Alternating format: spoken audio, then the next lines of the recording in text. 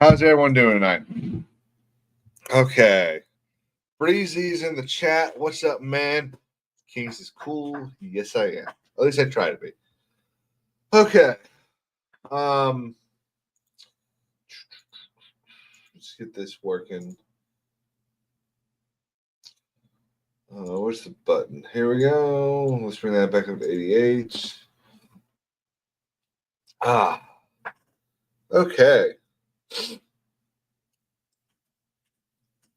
Got a couple things we're going to talk about tonight. Got to get some stuff up and running real quick. Ooh, hang on.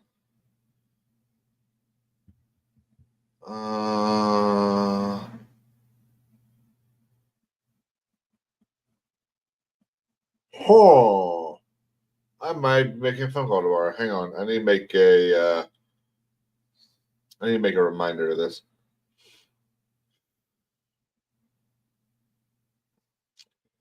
What's up, Mash? How we doing? Just taking a second to remind myself about something tomorrow. Let's do it on the way home from work.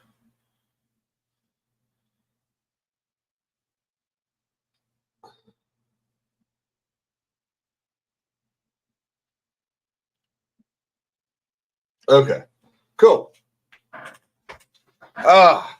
What's up, Felicity? So I think one of the first things I want to talk about.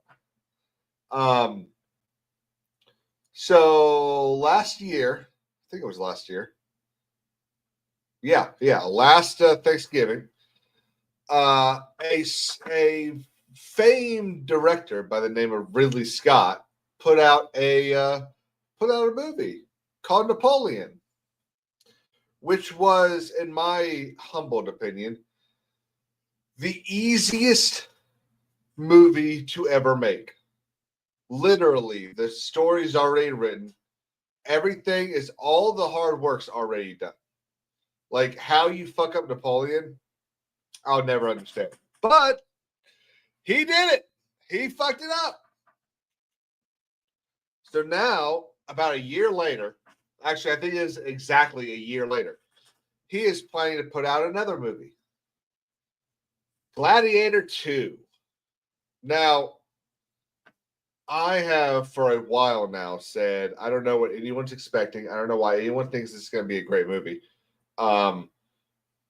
He hasn't put out anything good since The Martian, and prior to that, I mean, he's got two good movies in a decade. In 14 years, he's got two good movies. The Martian and, in my opinion, Robin Hood. But if you take away Robin Hood, it's one good movie in 20 years. And that's leading up to Kingdom of Heaven in, I think it was 2004. So we got some interesting news out of, how do we do this? There we go. Some interesting news out of the red carpet. Or I guess technically two things of interesting news out of the red carpet. One, the King of England went to go watch the premiere, which in my opinion is a pretty cool thing to have happen at your premiere. The leader of a nation shows up to watch. That's pretty cool. Well, Denzel was told that, hey, you should go meet the king. And he said something along the lines of, I'm Denzel, I'll do whatever the hell I want. Which, let's be honest, of all the actors, I think he's probably one that can say that and get away with it. But it still seems slightly disrespectful to me. But what I think is even funnier that we learned is that the great Denzel decided that I guess it actually wasn't his decision. My guess is it was probably Ridley Scott's direction, and then he either went for it or whatever. But here we are. Denzel Washington reveals a gay kiss was cut from Gladiator 2. I kissed a man in the film, but they took it out. They cut it out. I think they got chicken. I kissed a guy full in the lips. I guess they weren't ready for that.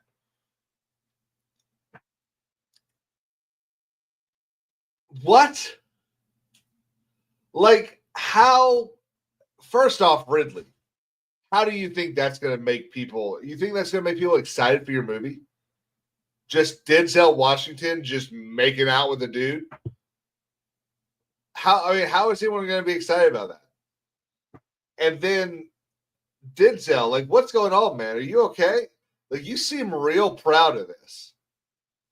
I've never known a straight man to be proud about making out with another dude.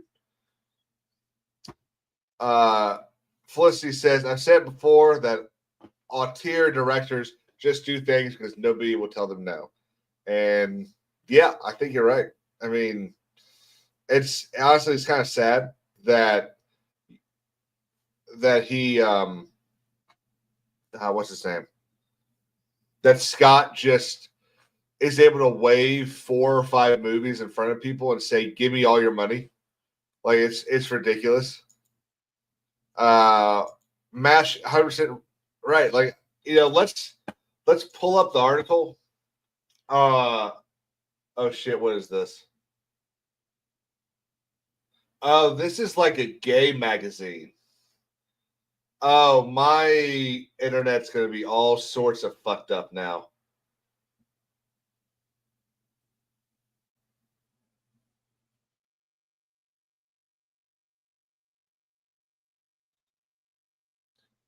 Jeez. Oh, God.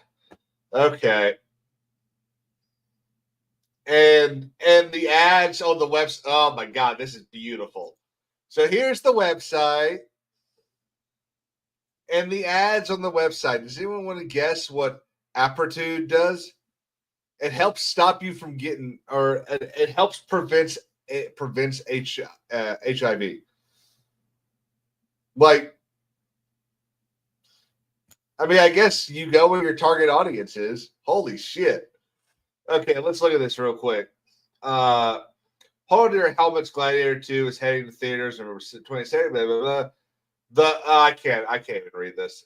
Jesus Christ. I can't even. I got to the first like super gay sentence and I was just like, no, I'm out. Sorry, man. They just talk about how, oh, there's gonna be so many hot guys, and we're already upset that they took out the forehead kiss between Pedro and Paul Mescal. Who gives a shit? Again, this is people. This is the people that Hollywood's making movies for.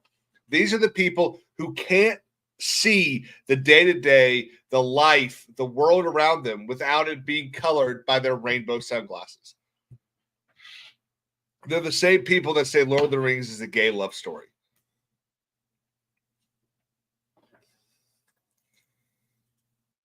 Mash says Scott has fallen so hard. Everything he used to make was amazing.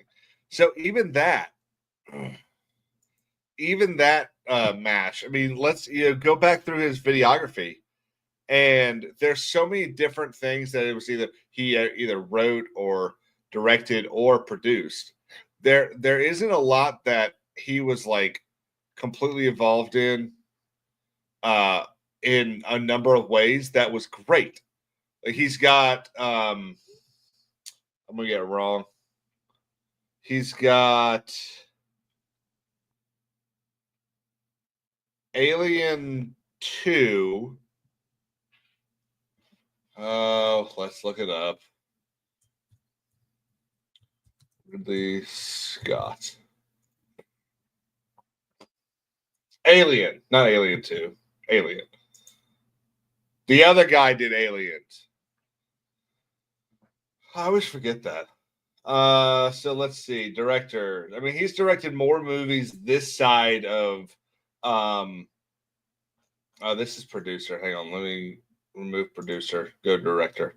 Because at the end of the day, the director's the guy that makes the final decisions. He's directed more movies this side of Kingdom of Heaven than he did the other side. So you got Alien.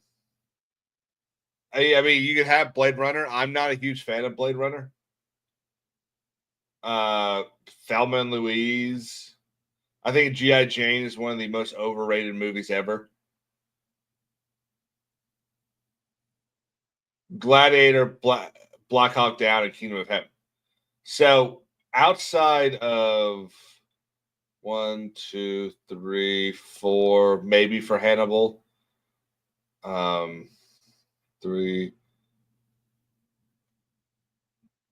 Yeah, outside of 4 or 5 movies, which I guess any one director would love to have just one movie that everyone loves. But out of just 4 or 5 movies, there aren't a lot of movies that are universally liked by Ridley Scott. Like I don't know anyone that thought Exodus: Gods and Kings was a good movie.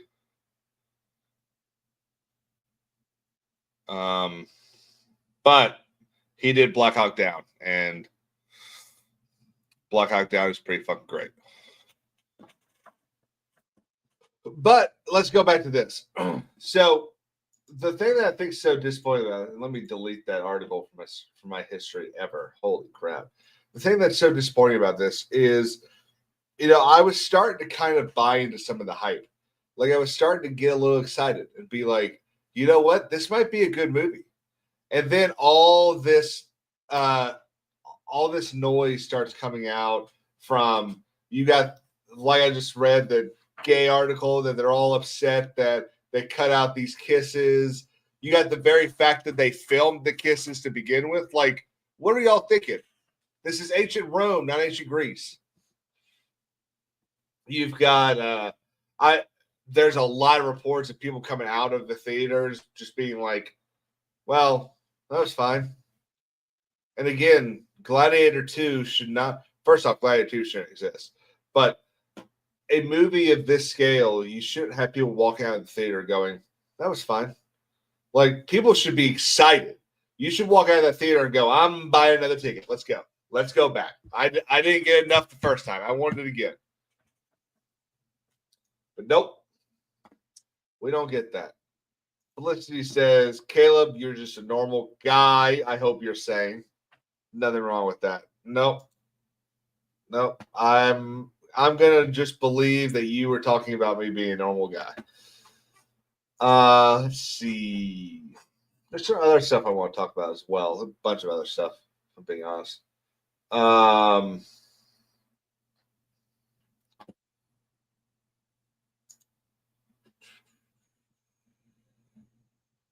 Oof. Okay, let's get it out of the way. Okay, so if anyone wants to attempt to cancel me over racism, here we go. James Bond producer Barbara Broccoli shares details on what they're looking for the next 007. Male, good, check. Likely in their 30s, also good, check.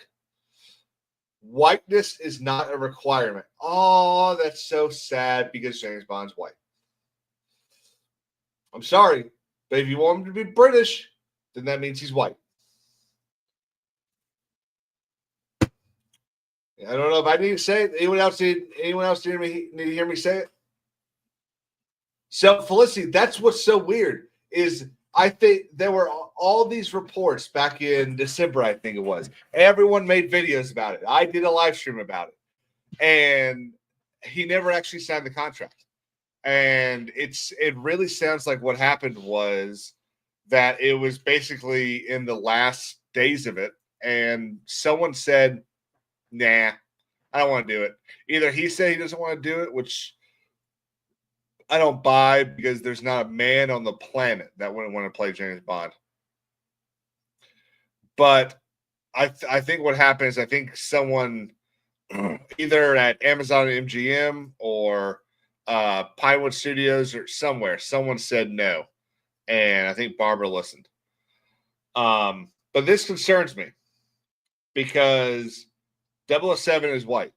Like, I mean, well, sorry, James Bond is white. I don't know. I don't know how to put that any other way. I've said it twice now, so feel free to clip it. but it's just the truth. And if you want to have a black secret agent, make one. If you want to have a female secret agent, make one. Where's Atomic Blonde 2? Great movie. There were people that loved Lucy and thought it was going to be the next James Bond series for women. Make it. I don't understand the need to take roles that are traditionally one type of characterization and change them so that they can fit other people's cultures and shit like that. It just doesn't make sense to me. They might have tried to throw some conditions into the contract. What kind of conditions do you think, Felicity? Like, so are you talking about in the way that, what's that dumb girl's name? Phoebe Waller-Bridger. You talking about like in the way that her contract for No Time to Die said that we're not going to say Bond girl on set, things like that.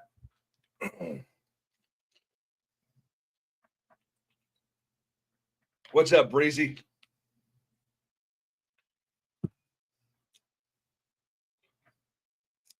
Breezy, I'm still waiting for that package. Just go ahead and mail it, pack it up, mail it to me. I'll wear it on stream. Obviously, I'm kidding. Breezy, we're all jealous of Breezy tonight. He got a replica of King Viserys' crown. I'm really jealous of him.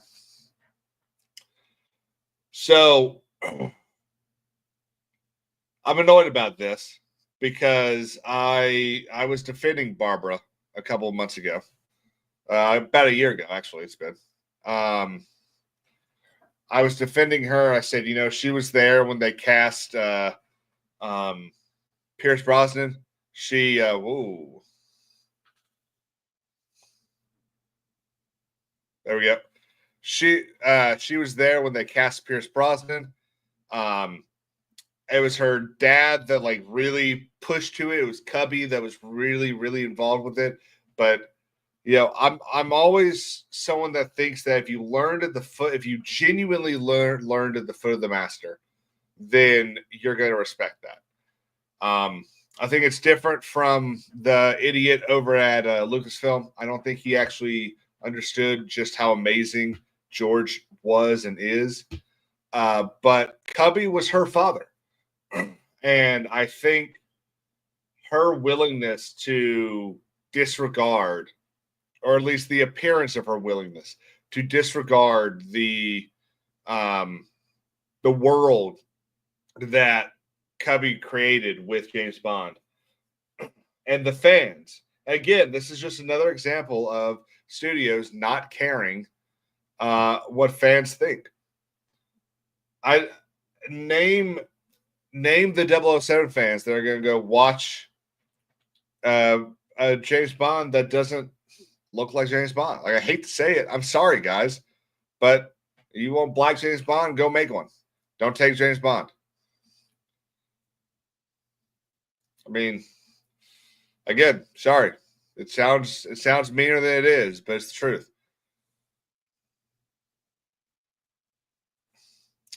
Let's see.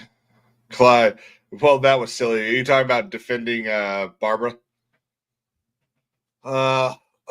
Breezy, we got to fix that. Have you ever watched any of them? You watch and you'll never be anything but a James Bond fan.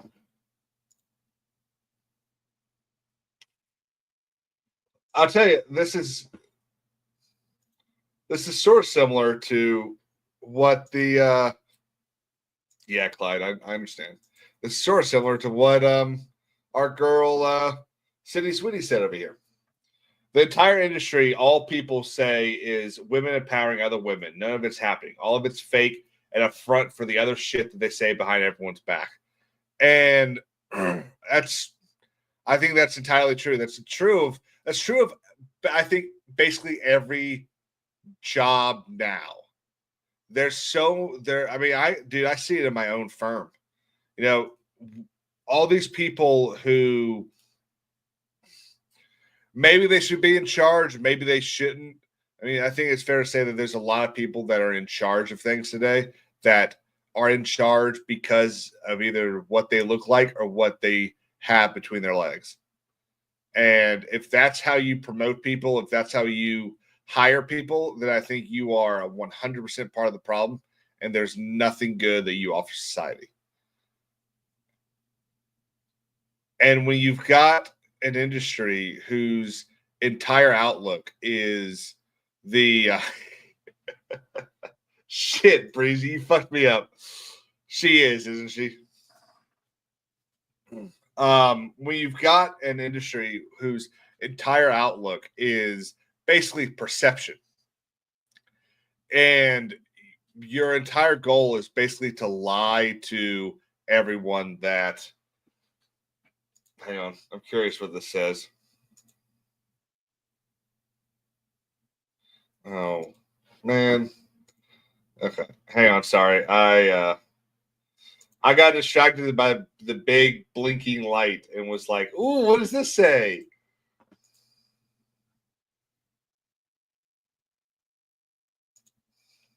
Okay, next week. Let's get back to the beautiful woman. When you've got an industry whose entire job is basically a perception filter to reality, and the perception of that industry is that it's supposed to be about making money. Well, then everything should be done to make that money.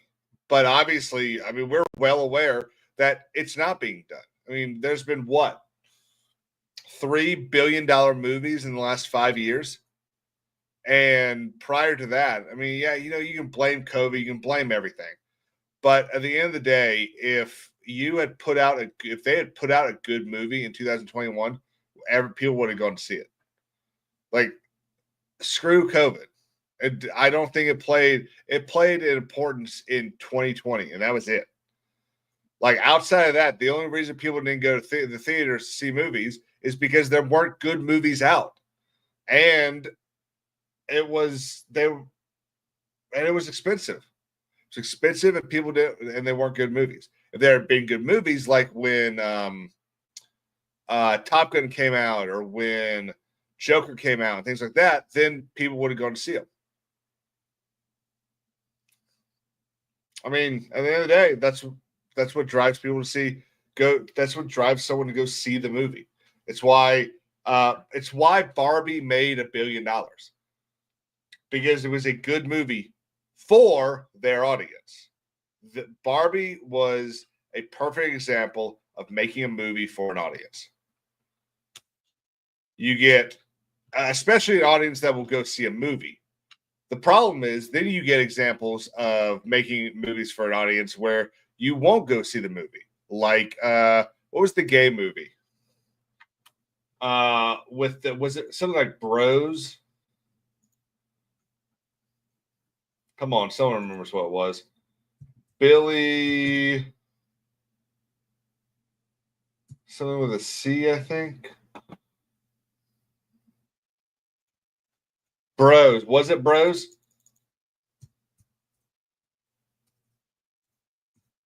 Yeah. Bros with Billy Eichner. You get a movie like this where your entire pitch is, "Hey, we're a gay movie. Go watch." But if you voted for Trump, if you're a white male, if you're straight, don't go watch. Okay. Well, would you like to know who apparently is the vast majority of people that go see movies? Hi. Like, again, that's why Top Gun made a lot of money, because you had someone show up, say, "Please go see the movie," and then they thanked us to go when we went to see the movie. That's how you do it. Oh God, I don't even want to see the pictures from that fucking movie.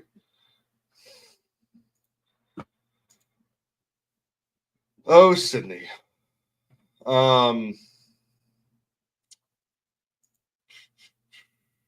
See, I'm trying to put off the Game of Thrones stuff. There's other stuff I want to talk about. Okay, here we go. Here, let's hop back to James Bond for a second. Here's the no, that's just a picture. Article time. So breezy. That's your problem there. Daniel Craig has two good James Bond movies.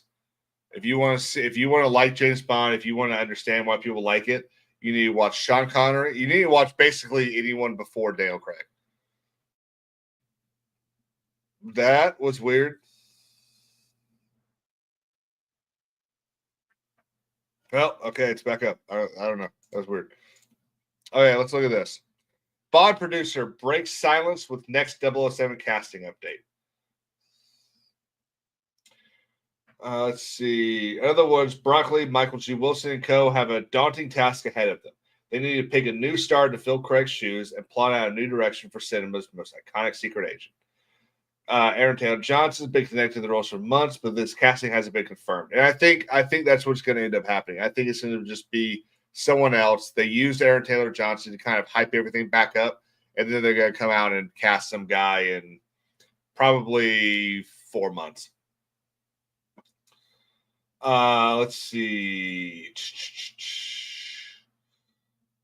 Speaking to the Associated Press, Broccoli said that choosing the next Bond is a big decision. However, she did give a few details. It will be a man. He will likely be in his 30s. Whiteness is not a given.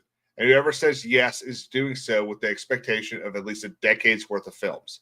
So, okay, a decade's worth of films. So that's 3 or 4 movies. Like, let's not sit here and act like it's a huge number of movies.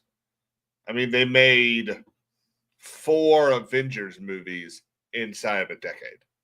So James Bond is getting 3 movies, I think, at most in whatever that decade is. But again, okay, let's go further. This echoes what Broccoli had said previously, telling Variety in 2020. James Bond can be of any color, but he is male. You think of him as being from Britain or the Commonwealth, but Britain is a very diverse place. Okay, James Bond is not from the Commonwealth. He is British. Now, he can be English or Scottish. He should be English, but he is British. He is not from the Commonwealth. You pull some Aussie guy in there to be 007, you fucking lost like half your audience. How many movies did Connery do in that time? So Connery did 5 007 movies, 6, I think, actually. Well, so it actually depends. So he did, I think, 6 that are credited as 007 movies. He did a 7th one because he was contractually obligated to a different writer, and a writer won a lawsuit. It's really an interesting story. It's why he did Never Say Never Again in 1983, when his last Bond movie was 1971. So 12 years later, he did another Bond movie. But let's see. So what do you call it? Where is So Dr. No came out in 62. So he did Dr. No, From Russia with Love, Goldfinger, You Only Live Twice, jeez. And then Diamonds Are Forever. All within 10 years. So he did 5 movies. 8 if you count The Rock. I love that.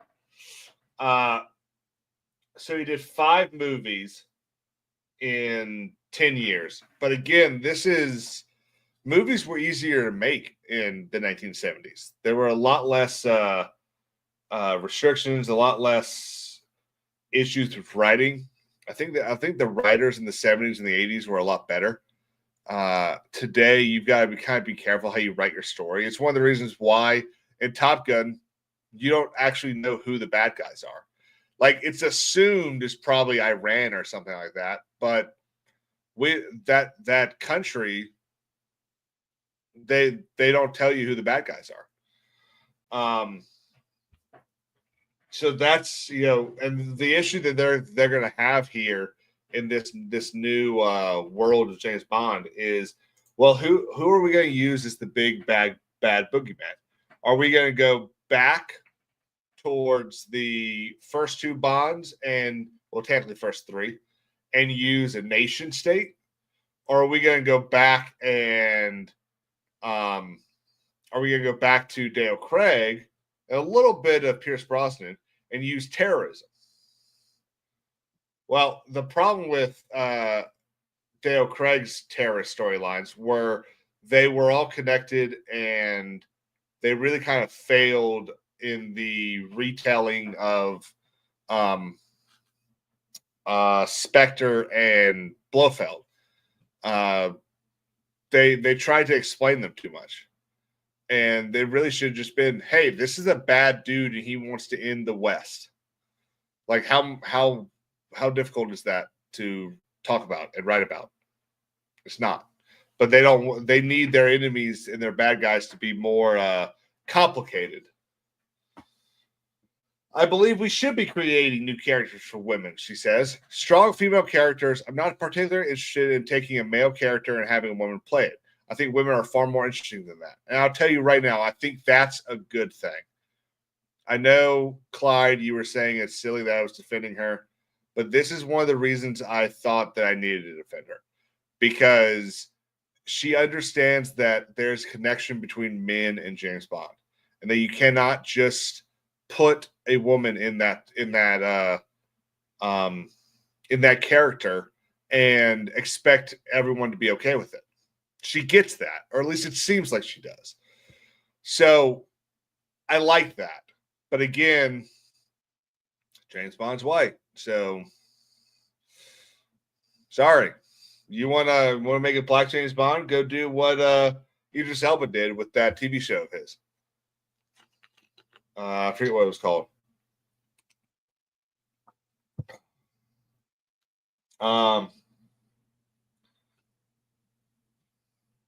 Yeah, 10-year commitment.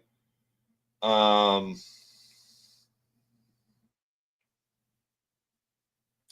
don't know. I'm not totally sold. I don't think there's really anyone right now that could do James Bond correctly. Even Cavill. I think Cavill's too big. I think if you want to bring in someone, if you want someone to be James Bond, it's got to be someone that we don't really know as anyone other than when you bring him out as James Bond. I mean, look at Brosnan. To my recollection, all Brosnan had done prior is Remington Steele and a couple of movies here and there. There was nothing like huge. He was not nearly as big as most of the other. In fact, I might get this wrong. Roger Moore was, I believe, the biggest actor to play 007 at the time that he was cast. He was in The Saint prior to being in 007, and I think he was in The Man from U.N.C.L.E. Roger Moore. I'm probably wrong about that.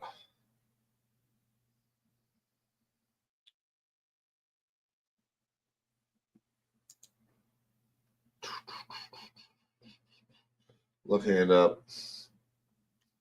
I know he was in The Saint.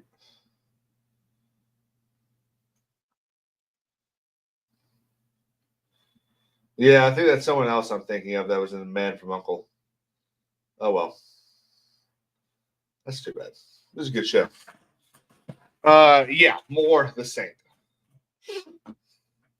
Huge acting job there. 118 episode show, which in the 60s was unheard of. Like that's weird to be in the 60s and even the 70s and have a huge Clyde. I knew that. In fact, Ducky, who David McCallum played him, played Ducky. He was, y'all are gonna love this.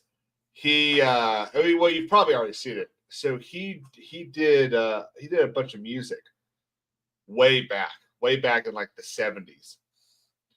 And here in the US, the studio involved in releasing his music here was it Capitol Records?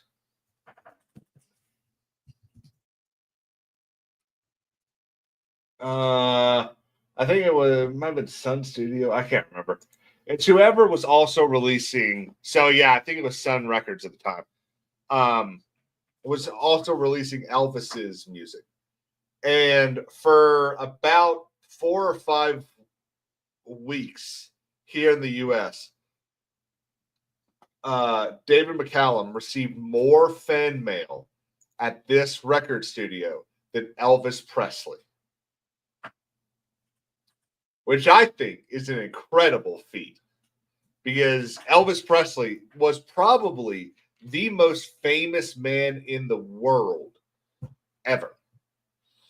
Like if you take his fame and bottle it, I don't think there's anyone that matches that fame. The closest person, I think, is Michael Jackson.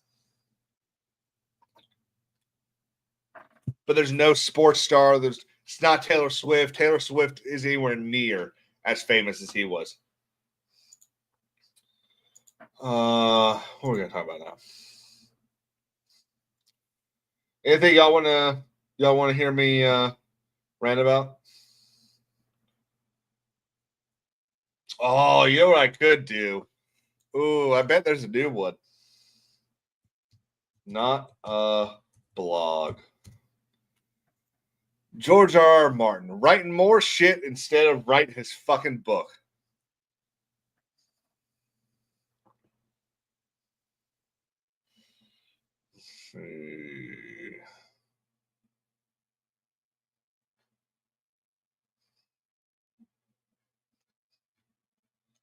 Ooh, does he have an election night one? He didn't do an election night one. Man, fuck you, George. You know how funny that would have been? Yeah, Clyde. Snoop Dogg actually sampled one. It was either Snoop Dogg or Dr. Dre. Actually sampled one of his songs. Let's see. David McCallum, the dog.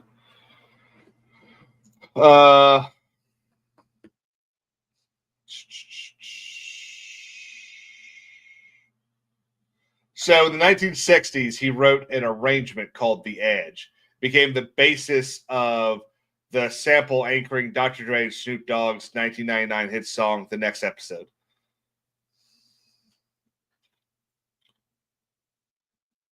It's pretty fucking cool in my opinion. Let's see. There's nothing.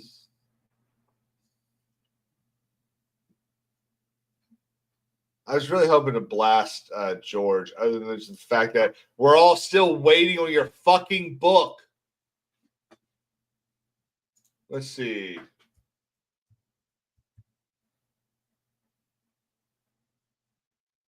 It's days since Dance with Dragons. 4,870 days since a Dance with Dragons.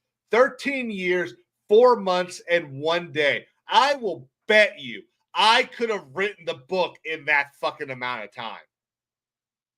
Matt says, do you think he will change the GOT ending from the show's ending? Yes. So I think is one of the reasons. Ooh, I love talking about this.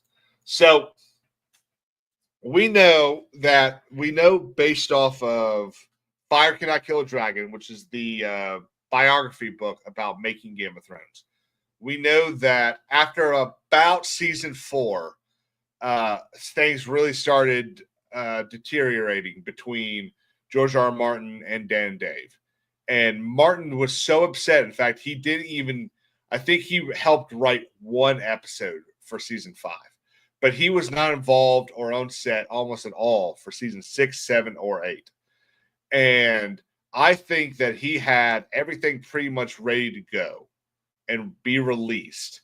And then he got pissed off with HBO. He got pissed off with Dan and Dave, and he decided to fuck them.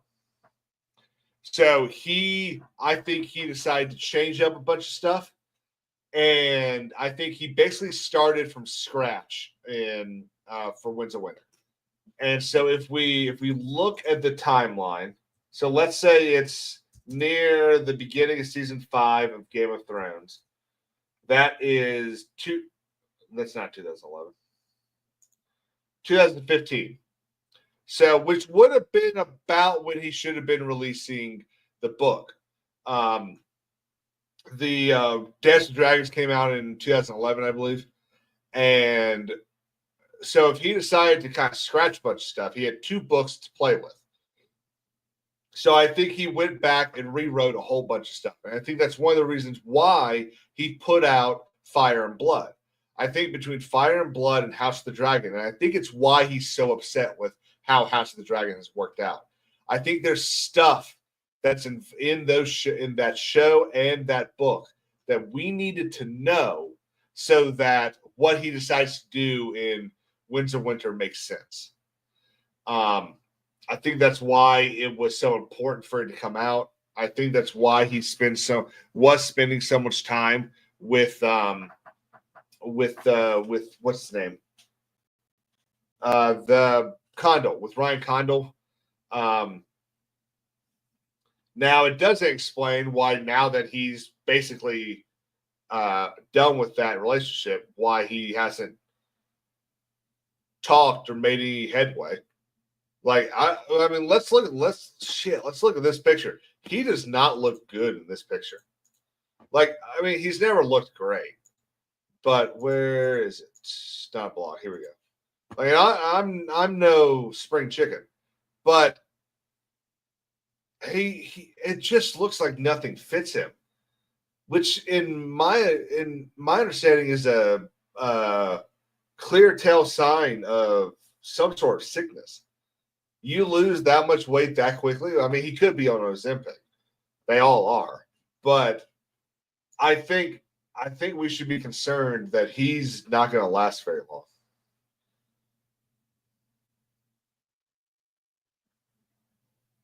Which sucks because I really love that story.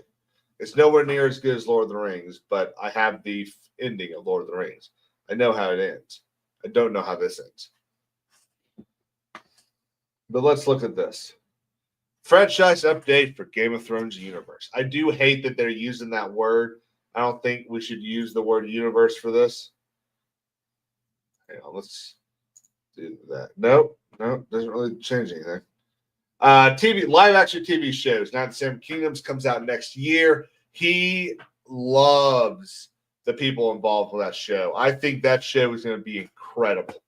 House of the Dragon season 3 and 26. Again, we know he's pissed off with Condell. Hopefully, Condell takes some advice, fixes the writer's room, and fixes some of the shit that he's done.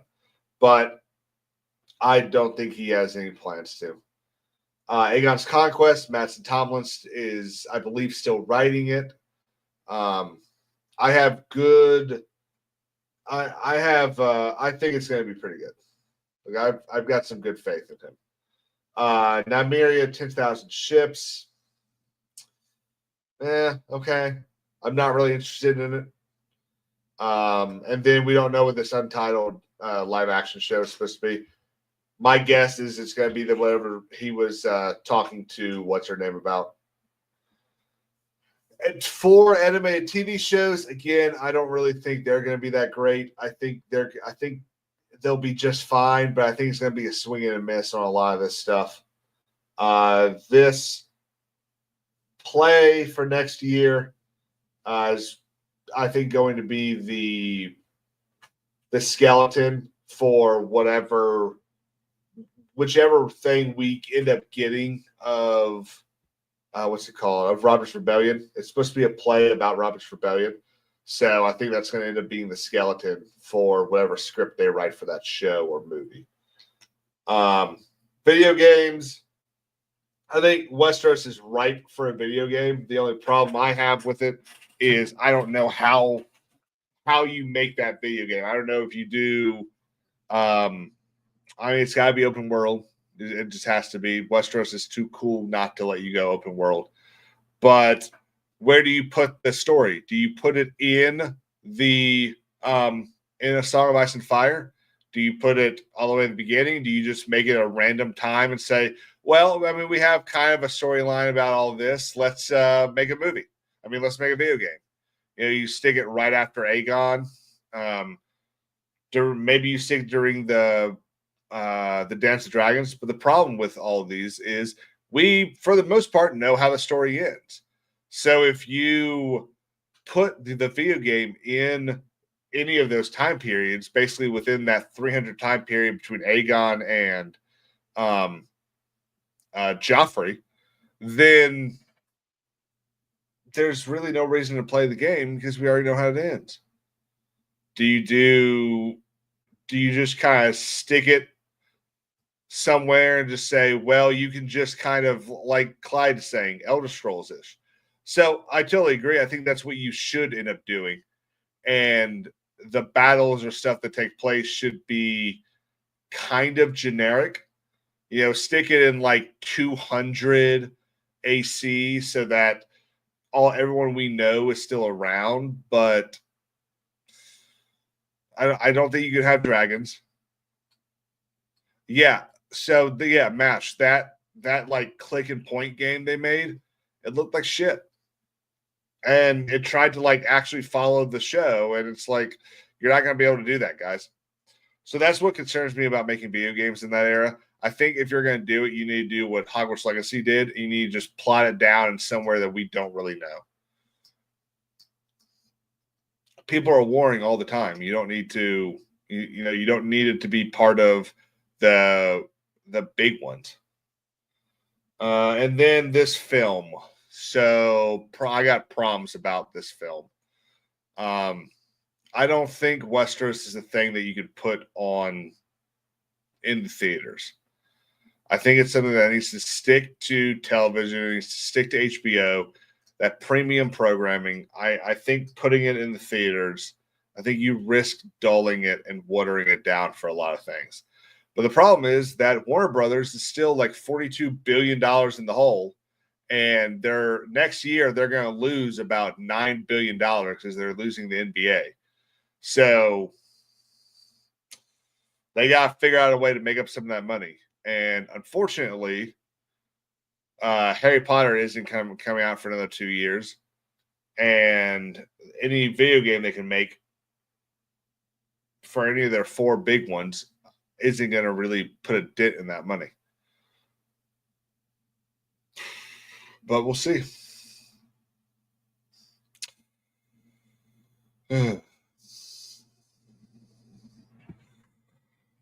What else? There's one other Game of Thrones tweet that I saw. That's funny.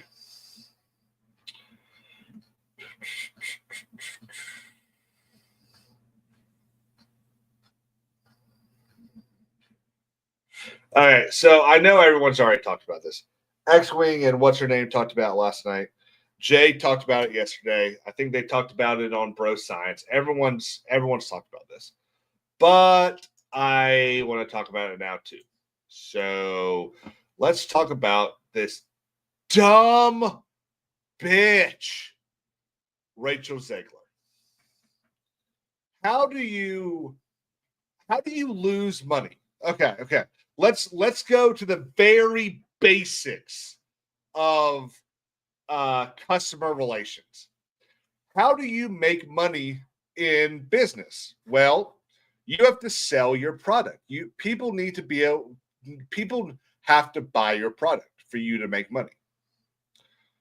What's Disney's product? Well, they've got a lot of them. They've got movies, they got TV shows, they got TV channels, they got video games, they got animated movies, they got theme parks, they've got cruises, they've got restaurants. They have a lot of products. They have sports, a lot of products. But one of their biggest products is movies. Now, Disney has done a lot over the last 100 years to prey on the nostalgia of children. So in the 40s and 50s, they released a bunch of movies that were based off of fairy tales that the people in the 40s and 50s grew up hearing. They were all, every single movie that Disney made Walt Disney made was based off of one of the Grimm's fairy tales. Basically every single one.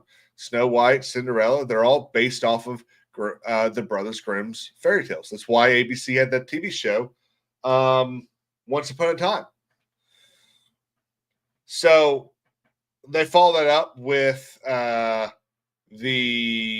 80s and 90s, 70s, 70s and 80s, making a bunch of movies like Oliver and Company, The Aristocrats, Milo Toaster. I hope I'm getting these years right. And do it still kind of using the nostalgia that the adults had for when they were kids, getting their kids to go see the movies. And then when we were kids, when I was a kid, we had Toy Story, we had Tarzan, we had Lilo and Stitch, we had all this stuff, all these movies that we all, for the most part, loved. And now what are they doing? They're deciding, well, we're out of ideas. So we're just going to remake the movies. So we've had a live action Mulan, a live action Lion King. We're getting a live action Lilo and Stitch. We are also getting live action Snow White, where they cast Rachel Zegler. Rachel Zegler decided to make her opinions about being cast as Snow White available for the whole world to see. And the problem is that her opinions don't make anyone want to go see her fucking movie. So I hope my best friend's watching this, because he made a joke about posting a chat the other day and not having anything funny to say. And I remember feeling kind of bad that I was cussing when he was in my stream the other day. But sorry, bud. So Rachel Zegler has decided, or first off, Disney's a fucking idiot. Like, holy shit, guys. Y'all have allowed this woman to just defame, right, Breezy? You've allowed this woman, this actress, to defame your entire clientele. She's sitting here posting on a public Instagram page about how she hates people that voted for Donald Trump. You know what? That's 74 million people, probably 76 by now, that will not go see this movie now. Like, Disney, what are you doing? It's very easy. You tell them you cannot post on social media.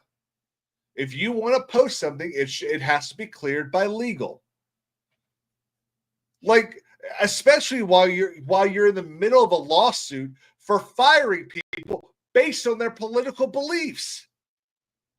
Like, holy shit.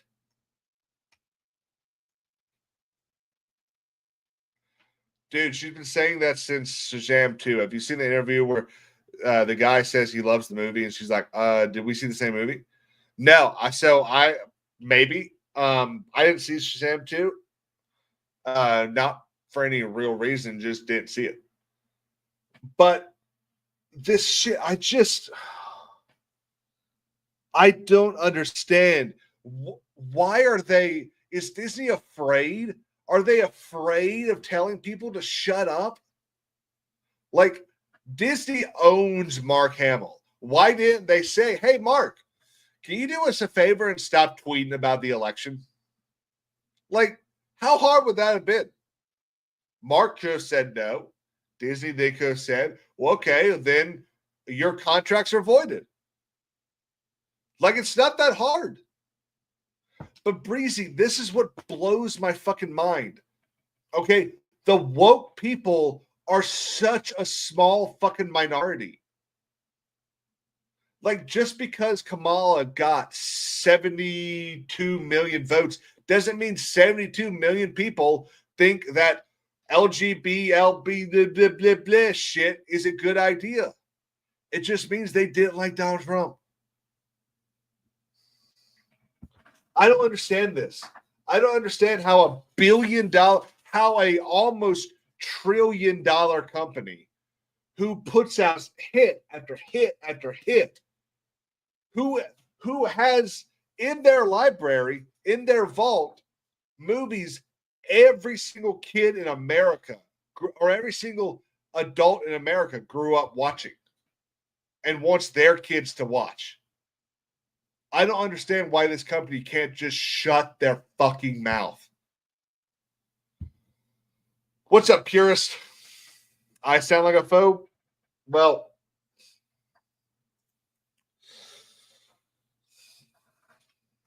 you can call me what you want. This is the free country.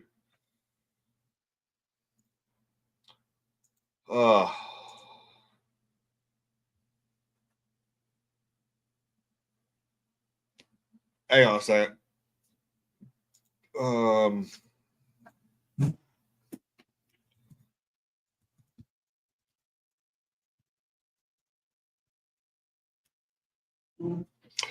Let's see. Breezy says, dude, Toy Story was my absolute jam when I was a child. Toy Story 2 was the first movie I ever saw in theaters. And I loved it. Absolutely. I think it's one of the best sequels ever made. Obviously, the best sequel is The Two Towers. Okay. Let's talk about it. Yellowstone. So Yellowstone season 5B started on Sunday. And I am very disappointed in the way that they decide to continue that story. If you haven't watched it yet, guys, here's your warning. Spoilers, they're coming. So if you don't want spoilers, exit stage left, exit stage right, wherever the phrase is. So the episode starts with Casey Beth running into the governor's mansion, finding out that her father, John, played by Kevin Costner, who wasn't returning for season 5B, has committed suicide. And I gotta say, what a shit way to end that character. Highly disappointing. Definitely not the way Kevin Costner's character deserved to go out. And I've got to say, it's kind of bullshit that Paramount, Taylor Sheridan wouldn't just wait. Wouldn't say, you know what? Kevin has been the backbone of this show. Let's let him go make his damn movie. And also, Kevin, kind of dumb for you to just walk out. Like, holy crap. How much money were you were making so much money and let you go make a movie? And then the problem with this episode is it goes from the present, I guess, to jumping back to the past. So 5A ends with Jamie asking for impeachment. The Beth finding out about the train station. Rip and 4 other cowboys heading down to the 4-6s. That's where 5A ends. So 5B picks up with John Dunn committing suicide, Beth calling Rip and saying, I need you home. I've lost my daddy. And he leaves the state. He leaves the grounds, telling one of the other cowboys that he's in charge now, and heads off back to Montana. And then we get the credits for the opening credits, which great music, love it. And then we're 4 days earlier, but it doesn't tell us that. So we've got intercutting scenes throughout this whole episode of the past and the present, which is not a way to do a fucking TV show. Like, holy crap. You've never done that. You've had flashback scenes, but you've never had a single episode where they were cut between two different timelines. And now you're giving us fucking whiplash trying to understand what's going on in your show. Like, the entire thing just felt rushed. It was a shit way to make John Dutton go out. And I'm highly disappointed. And what pisses me off the most is, instead of delaying this and maybe giving us the rest of 1923 or whatever the inter-war period show is going to be, or working on 4/6s or Sicario 3, you rushed Lioness.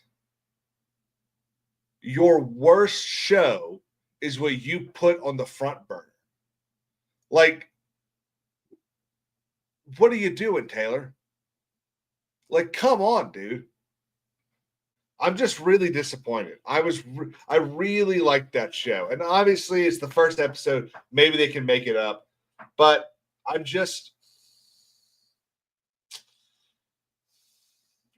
not angry, I'm disappointed. But the good news is on Sunday we get episode 2, and we get the new episode, or the first episode of Landman, starring Billy Bob Thornton, John Hamm, and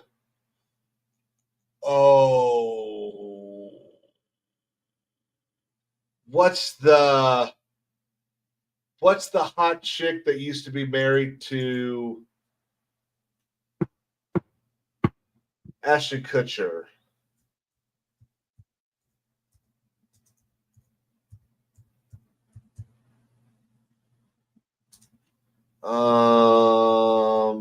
Demi Moore. Demi Moore is in it as well. And I gotta say, the show looks really good. All the trailers have looked incredible. I'm really excited for it. Ooh, that's really fucking bright. Okay, guys. I think that's gonna be it for tonight, guys. I got a lot of work to do in the morning, so I gotta go to bed a little early. Hope everyone has a great night. I'm sure we'll see everyone this weekend. I'll be playing a whole bunch of stuff, trying to finish up Dark Souls 2's DLC, and maybe starting Dark Souls 3. So everyone, I hope you all have a great rest of your week. I hope tomorrow is a nice and easy day for everybody. See y'all tomorrow, actually.